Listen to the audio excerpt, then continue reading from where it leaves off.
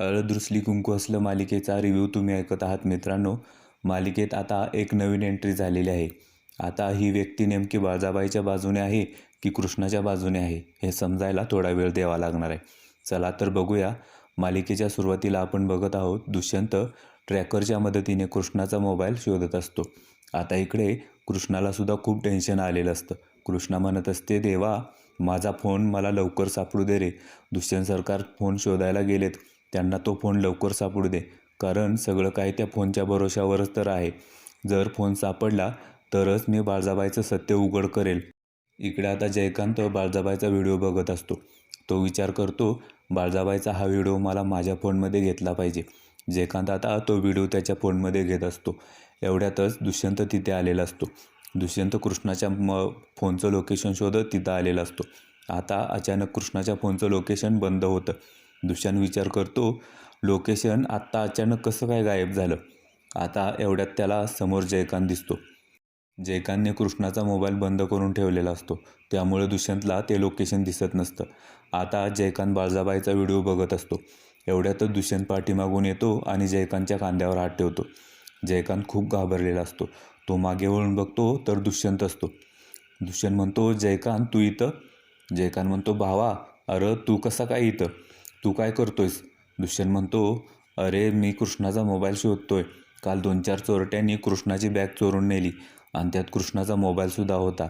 दुष्यंत जयकांतला म्हणतो, अरे आत्ता इथंपर्यंत मला लोकेशन दाखवत होतं, पण आता बघ ना दाखवत नाही आहे. जयकांत म्हणतो, मग आता आपल्याला मोबाईल सापडणार नाही का? जयकांत म्हणतो, भावा अरे मी इथंच होतो की, मला तर नाही दिसला मोबाईल, पण 2-4 मोठी माणसं होती, ती गाडीवरून तराट निघून गेली बघ. मला त्यांच्याकडे बघून ते चोरच वाटत होते. जयकांत म्हणतो, भावा ते जास्त लांब गेले नाहीत, चल आपण त्यांच्या मागं जाऊया. आता दुष्यंत आणि जयकांत मोबाईल शोधायला जातात. इकडे आता कृष्णा बाहेर अंगणात उन्हामध्ये सांडगे वाळत घालत असते. आता बाळजाबाई तिथे येते आणि ओढणीनं कृष्णाचा गळा दाबते. कृष्णाचा जीव गुदमरत असतो, पण बाळजाबाई काही सोडत नसते. एवढ्यातच आता तिथं दुष्यंत येतो. दुष्यंत लगेच बाळजाबाईला कृष्णाचा गळा दाबताना बघतो आणि म्हणतो, आई तू हे काय करतेस? बाळजाबाई खूप घाबरते, पण हा बाळजाबाईला झालेला भास असतो. आता कृष्णा बाळजाबाईला बघून म्हणते, अहो सासूबाई आला होय तुम्ही, या या, मी तुमच्याच आवडीचं सांडगं बनवत होते. बाळजाबाई म्हणते, कृष्णे एवढी लाडात बोलू नकोस, एवढी लाडीगोडी लावू नको, आधी मोबाईल दे नाहीतर बघ मग. कृष्णा म्हणते, धमकी देताय काय, मला धमकी देताय? कृष्णा म्हणते, तसंही तुमच्या विरोधातला पुरावा आता माझ्याकडे आहे, त्यामुळं आता तुम्ही घाबरू नका. तुमचा व्हिडिओ सगळ्या गावात पसरायला थोडाच वेळ बाकी आहे. आता दुष्यंत तिथे येतो. कृष्णा बाळजाबाईला म्हणते, ते बघा आले दुष्यंत सरकार, पण त्यांच्या तोंडावर एवढा राग कसा काय दिसतोय? त्यांनी तो व्हिडिओ पाहिला तर नसेल ना? आता बाळजाबाई दुष्यंतला विचारते, दुष्यंत अरे काय झालं? तुझ्या तोंडावर एवढा राग कसा काय दिसतोय?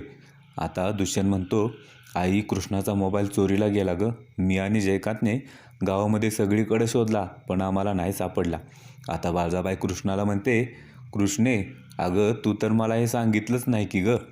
दुष्यंत म्हणतो, आई कृष्णा घरी येत असताना त्या चोरांनी तिची पर्स हिसकावून घेतली आणि त्या पर्समध्येच कृष्णाचा मोबाईल होता.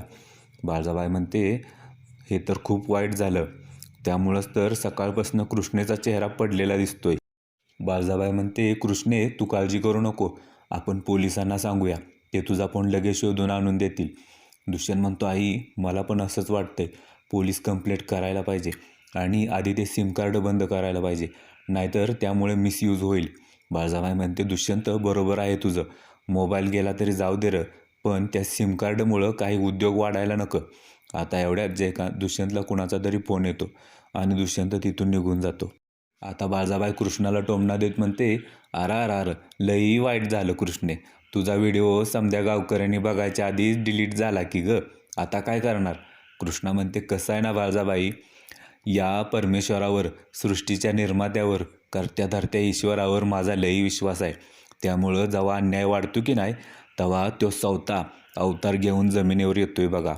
आता इथं मित्रांनो नवीन एंट्री दाखवलेली आहे, पण हे कोण आहे हे आपल्याला उद्याच्या भागात समजणार आहे. कृष्णा म्हणते, बाळजाबाई माणसाने केलेल्या प्रत्येक पापाचा हिशोब परमेश्वरानं लिहून ठेवलेला असतो. एक ना एक दिवस या पापाचा हिशोब चुकता करावा लागतोय. इकडे आता तो नवीन एंट्री झालेला व्यक्ती हाताने मेणबत्ती विझवतो. तो रांगणे पाटलांच्या कुटुंबातल्या सगळ्या व्यक्तींचे फोटो बघत असतो. आता तो पेन घेतो आणि बरोबर कृष्णाच्या फोटोला सर्कल करतो. त्यामुळं तो नक्की कृष्णाची मदत करायला आलाय का कृष्णाच्या विरोधात आलाय सांगता येत नाही. इकडे आता कृष्णा विचार करत असते की सगळी चूक माझीच झाली. म्या मोबाईल सांभाळून ठेवायला पाहिजे होता. आता परत कुठून आणू पुरावे. एवढ्यात आता तिथे दुष्यंत येतो. दुष्यंत रोमॅन्सच्या मूडमध्ये असतो. तो आजूबाजूला कोणी आहे का बघतो आणि पाठीमागून येऊन हळूच कृष्णाला मिठी मारतो. कृष्णा म्हणते, अहो दुष्यंत सरकार सोडा मला, उगाच कोणी बघितलं तर. दुष्यंत म्हणतो, का? बघू दे ना, माझ्या हक्काच्या बायकोला मिठीत घ्यायला कोणाला घाबरतोय का मी? कृष्णा म्हणते, तसं नाही हो दुष्यंत सरकार, आपणच थोडी लाज धरायला पाहिजे ना. कृष्णा म्हणते, घरात हे सगळं केलं तर चालतं हो, पण इथं नको. दुष्यंत आता कृष्णाचा हात धरतो आणि म्हणतो, असं का? मग चल की घरात. कृष्णा म्हणते, दुष्यंत सरकार सोडा मला खूप कामं आहेत. दुष्यंत म्हणतो, काय यार कृष्णा, कसली कामं करत बसलेस, चल ना. कृष्णा म्हणते, जावा तिकडं, गप बसा. दुष्यंत आता कृष्णाच्या भाषेत म्हणतो, असं करते काय बायको? बरं मग आता मला पण शिकव की तू जे काय करायलीस ते. संसार करायचा म्हणल्यावर मला पण जमलं पाहिजे की. कृष्णा म्हणते, हे तुम्हाला नाही जमणार. दुष्यंत म्हणतो, जमायला काय झालं? तू जरा प्रेमाने शिकव की कारभारने. कृष्णा म्हणते, आता हे सांडगे वाळले की, झाली की कामं आता. दुष्यंत लाडात येऊन म्हणतो, कामं झाली? मग चल की घरात. मित्रांनो, कॉपीराईट इश्यू होत असल्यामुळे आपल्याला डायलॉग थोडेसे चेंज करायला लागत आहेत. कृष्णा आता म्हणते, दुष्यंत सरकार थांबा, हे सांडगं मला डब्यात भरू द्या. दुष्यंत म्हणतो, डब्यात भरणार काय? मग डबा कुठं ठेवणार? दुष्यंत कृष्णाची चेष्टा करत असतो. तो म्हणतो, बायको, हे डब्यात भरून होत नाही तर तू घरात येणार नाही ना व. इकडे आता जयकांत पूजाला कृष्णाच्या मोबाईलमधला व्हिडिओ दाखवत असतो. पूजाला तो व्हिडिओ बघून धक्काच बसतो. पूजा म्हणते, जयकांत, हा व्हिडिओ तुझ्याकडे कसा? जयकांत म्हणतो, पूजा, आता ह्यो व्हिडिओ माझ्या हाती लागलाय ना, आता तुला माझ्याशी लगीन करावंच लागल. जयकांत म्हणतो, पटतंय का बघ, एकदा लगीन झालं की मी हा व्हिडिओ तुला देतो. एका हातानं हा व्हिडिओ घे आणि दुसऱ्या हातानं माझ्यासोबत सप्तपदी घे, पटतंय का बघ. इकडे आता दुष्यंत कृष्णाच्या हातातून सांडग्याचा डबा हिसकावून घेतो आणि कृष्णाला म्हणतो, चल की आता घरात, झाली की काम. दुष्यंत खूप रोमॅन्टिक मूडमध्ये असतो. कृष्णा त्याच्या हातातून डबा घ्यायचा प्रयत्न करत असते, पण दुष्यंत काय डबा देत नसतो. उलट या बहाण्याने तो कृष्णाला मिठी मारतो आणि कृष्णाला जवळ ओढत असतो. आता शेवटी कंटाळून तो कृष्णाला सांडग्याचा डबा देतो आणि परत तिच्याजवळ येऊन बसतो. दुष्यंत आता कृष्णाच्या हाताला धरून दोघे पण सांडगे डब्यात भरत असतात. दुष्यंत खूप प्रेमाने कृष्णाला बघत असतो. तो खूप रोमॅन्टिक झालेला असतो. आता हे सगळं बाळजाबाई पाठीमागून बघत असते. बाळजाबाई म्हणत असते, जर मोबाईल कृष्णाकडं नाही, दुष्यंतकडं पण नाही, तर मोबाईल गेला तरी कुठं. इकडे आता पूजा विचार करते, हे काय होऊन बसले माझ्या आयुष्यात, मला आता या माकडाशी लग्न करावं लागणार आहे. पूजा म्हणते, आता मी स्वतःचा विचार नाही करणार, मला त्या कृष्णेचं सुख बघवत नाही आहे, पण त्याआधी मला बाळजाबाईचा बदला घ्यायचा आहे. माझा वापर करून घेतला काय तिनं, आता हा बदला घेण्यासाठी जयकांतसोबत मला लग्न करावंच लागेल. जयकांत म्हणतो, ए होणाऱ्या बायको, एवढा कसला विचार करतेस, पटकन सांग मला, करणार का लगीन माझ्यासोबत? पूजा म्हणते, हो, मी तुझ्यासोबत लग्न करणार, तू जे काय म्हणतोयस ते मला मान्य आहे. आता हे ऐकून जयकांतला खूप आश्चर्य वाटतं. जयकांत पूजाला म्हणतो, म्हणजे आता आपलं लगीन होणार? मला विश्वासच बसना आहे हो. जयकांत पूजाला मिठी मारतो आणि म्हणतो, हा, आत्ता बसला बघा विश्वास. इकडे आता कृष्णा डरावांना बडीशेप देते आणि म्हणते, आबा, माझा मोबाईल दुष्यंत सरकारांना नाही की हो सापडला, कुठं गेला असेल माझा मोबाईल. कृष्णा म्हणते, आबा खरंच हो, मी लई वेडी आहे, मला साधा मोबाईल नीट ठेवता आला नाही. आढळराव म्हणतात, सुनबाई, एवढं टेन्शन घ्यायचं नाही, एवढा एक पुरावा गेला म्हणून काय झालं, पुढं अजून सापडेल की मोठा पुरावा, धीर सोडू नका. कृष्णा म्हणते, आबा, पण आता बाळजाबाई सावध झाल्यात. आढळराव म्हणतात, किती दिवस सावध राहील ती बाळजा, कसं आहे ना, तिला लई गर्व आहे, लई माज आहे तिला, तिला वाटतं माझ्यापेक्षा शहाणं कोणीच नाही, त्यामुळं ती एकदा तरी चूक करेल आणि आपल्या हाती सापडेल, आता फक्त वाट बघायची. आढळराव म्हणतात, कृष्णे, बाळजानं तुला मारायचा कट रचला ना, पण दुष्यंतानं तुला वाचवलंच की. आढळराव म्हणतात, कृष्णे, दुष्यंत तुझ्या पाठीशी खंबीर उभा आहेच, पण ज्या वेळेला त्याच्या आईच्या विरोधात कोण बोलतं ना त्यावेळेला त्याला पटत नाही, त्यामुळं तुला धीर धरावा लागेल. कृष्णा म्हणते, आबा, तुम्ही पण माझ्या पाठीशी खंबीर उभा आहेच की. आढळराव म्हणतात, ते बी आहेच म्हणा, पण पूर्वीसारखा मी धिप्पाड राहिलेलो नाही आता. खचलोय मी, कारण आता या 5 गावामध्ये फक्त बाळजाचंच चालतं. तिला लोक घाबरतात. इकडे आता बाळजाबाई दलपतरावला म्हणत असते, ती कृष्णी माझ्याशी वाकड्यात शिराय बघते, तिला माझा इंगा दाखवायलाच लागल.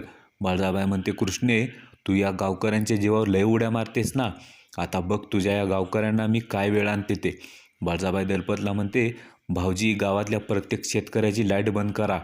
पाण्यापायी जमिनी बी पिकल्या नाही पाहिजेत. आण आण करून मेले पाहिजेत समदे. इकडे आता आढळराव पण कृष्णाला शहाणं करत असतात. आढळराव म्हणतात, सोनबाई, ही बाळजा काय साधी सरळी बाई नाही. तिच्याशी जर आपल्याला लढायचं असेल ना, तर आपल्याला पण आता वाकड्यात शिरावंच लागेल. आढळराव म्हणतात, ह्या बाळजाची सगळ्यात मोठी ताकद आहे ना, ती म्हणजे या गावकऱ्यांच्या मनात असलेली भीती, आणि ही भीतीच आपल्याला काढावी लागेल. आढळराव कृष्णाला म्हणतात, सुनबाई, तुम्ही पहिल्यासारखं गावकऱ्यांमध्ये जाऊन मिसळा. प्रत्येकाच्या घरी जावा आणि त्यांना आपुलकीनं विचारा कुणाला काही अडचणी आहेत का. असं करत हळूहळू त्यांच्या मनातली बाळजाबद्दलची भीती घालवा, आणि मग बघा ती बाळजा कशी जमिनीवर आपटते ते. उद्याच्या भागात आपण बघणार आहे, कृष्णाच्या शेजारी असलेली राधा काकू घर सोडून निघून चाललेली असते.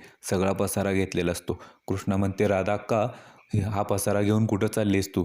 ती म्हणते, तुझ्या सासूनं माझ्या डोक्यावरचं छप्पर काढून घेतलंय. आता इकडे बाळजाबाईला एक पत्र आलेलं असतं. त्या पत्रामध्ये लिहिलेलं असतं, तू हा हिशोब कसा चुकता करशील. आता कृष्णा म्हणते, म्हणजे बाळजाबाई, या गावातला कोणतरी एक पट्ट्या आहे ज्यानं तुम्हाला इशारा केला आहे. कृष्णा म्हणते, आता दुष्यंत सरकारांसमोर तुमचा चेहरा उघडा पाडायला हीच माणसं आम्हाला मदत करतील.